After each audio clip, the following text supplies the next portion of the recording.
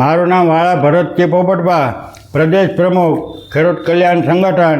હમણાં 2-5 દિવસ પહેલાં પૂજ્ય મોરારી બાપુના તલગાજડા ગામની અંદર સ્વામિનારાયણ સંપ્રદાયના સાધુઓ જે ઘર સભાના નામે એક કંઈક ગુપ્ત રમત રમવાના કાવતરો કર્યો હતો.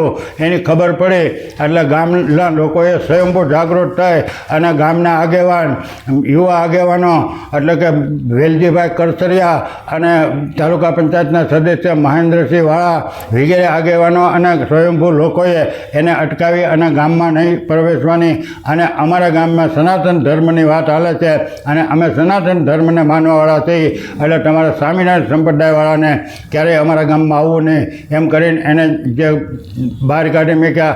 એને અમે ખૂબ તલગાજડા ગામના લોકોને અને આગેવાનોને હૃદયપૂર્વકથી અભિનંદન આપીએ છીએ અને જ્યારે જ્યારે જરૂર પડે, જેવી રીતે જરૂર પડે, સ્વામિનારાયણ સંપ્રદાયના લોકો સાધુઓ ને આને સાધુ તો કહેવાય જ નહીં. ઘનશ્યામ પાંડે છે એ એક પ્રકારનો ઉદ્યોગપતિ જેવો માણસ હતો.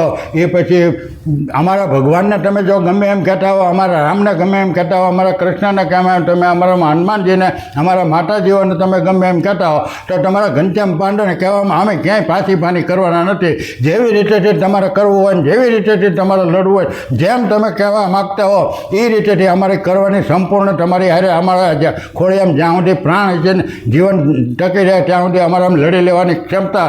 આ અમારા અમે કોઈના પાવરથી કે અમે કોઈના કહેવાથી કે અમે કોઈના છેતરામથી ભોળવાઈને ક્યાંય ચડી જઈએ એવા માણસો અમે નથી. પણ સ્વયંભૂ અમારા સનાતન ધર્મ માટે, અમારા ભગવાન માટે, અમારા રામ કૃષ્ણ અને દેવી દેવતાઓ માટે પ્રાણ દઈ દેવા પડે. એક નહીં પણ લાખોની સંખ્યામાં દેવા પડે તો દીધેલા છે ને પાછા દેવા પડે. અમારે ક્યાંય પાછી કરવા. પણ તમે સ્વામિનારાયણ સંપ્રદાય મહેરબાની કરીને સમજી જાઓ. તમે તમારી ખીચડી તમે વ્યભિચારી છો, 100% છો, તમે લફંગા છો.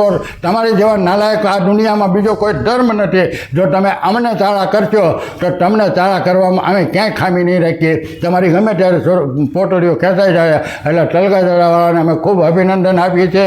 અમને ક્યાંય તમે તમારા રોટલા શેકી ખાઓ, તમે તમારા ધર્મ માટે, બધા ધર્મવાળા બધું કરે છે.